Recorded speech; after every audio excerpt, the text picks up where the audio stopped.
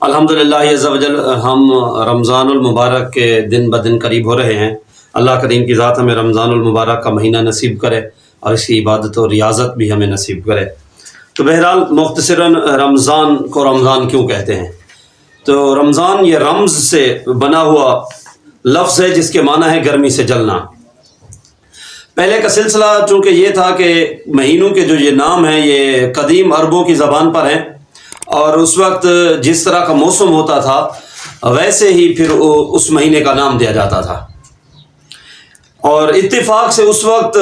گرمیوں کا موسم تھا تو اس لیے اس کو رمضان کا نام دیا گیا، گرمی میں جلنا۔ جس طرح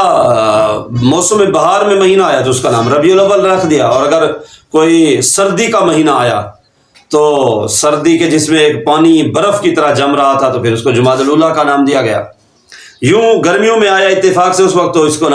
رمضان کا مہینہ قرار دیا گیا۔ تو بہرحال رمضان المبارک کی بڑی فضائل و برکات ہیں۔ حضرت سیدنا ابو سعید خدری رضی اللہ تعالیٰ عنہ سے روایت ہے، آقا کریم صلی اللہ تعالیٰ علیہ وسلم کا فرمان جنت نشان ہے کہ جب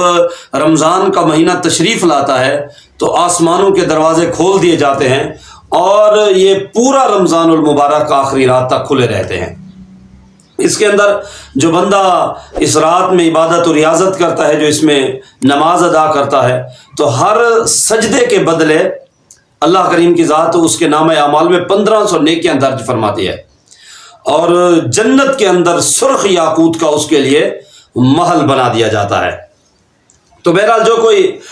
ماہ رمضان کا پہلا روزہ رکھتا ہے اس کے سابقہ پچھلے گناہ معاف کر دیے جاتے ہیں، اور اس کے لیے صبح سے لے کر شام تک 70,000 فرشتے استغفار کرتے رہتے ہیں۔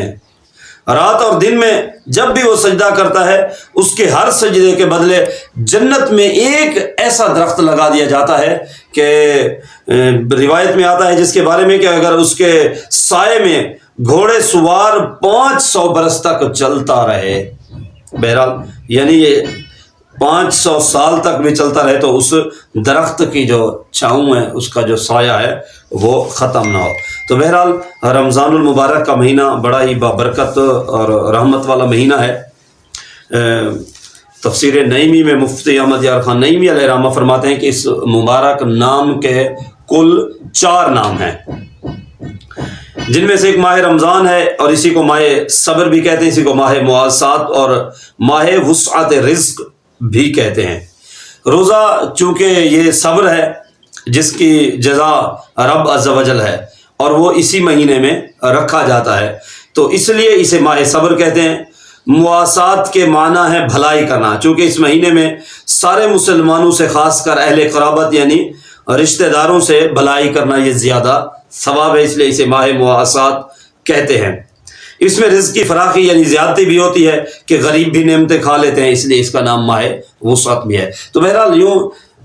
یہ سارا رمضان المبارک یہ برکتوں والا مہینہ ہے۔ ہم دیکھتے ہیں کہ کسی رات میں کوئی رات افضل ہے، کسی مہینے میں کوئی دن افضل ہے،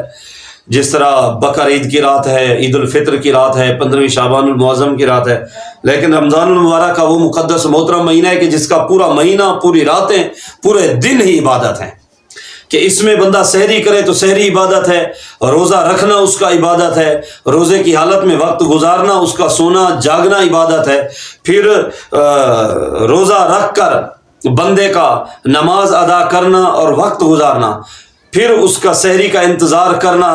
افطاری کا انتظار کرنا، سحری کرنا بھی عبادت، افطاری کرنا بھی عبادت، افطار کر کے پھر نماز تراویح کا انتظار کرنا بھی عبادت، پھر نماز تراویح ادا کرنے کے بعد سونا، اور اس نیت سے کہ صبح اٹھ کر میں نے روزہ رکھنا ہے تو اس وقت کا سونا اس کے لیے عبادت، یعنی اس کا ہر لحظہ، ہر لمحہ، ہر ساتھ جو ہے وہ عبادت پر مشتمل ہے۔ تو اس لیے ہمیں بھی چاہیے کہ ہم رمضان المبارک کا ادب و احترام کریں، اور اس کی ہر ساتھ میں ہم بھی بڑھ چڑھ کر عبادت و ریاضت کریں۔ آمین ثم آمین۔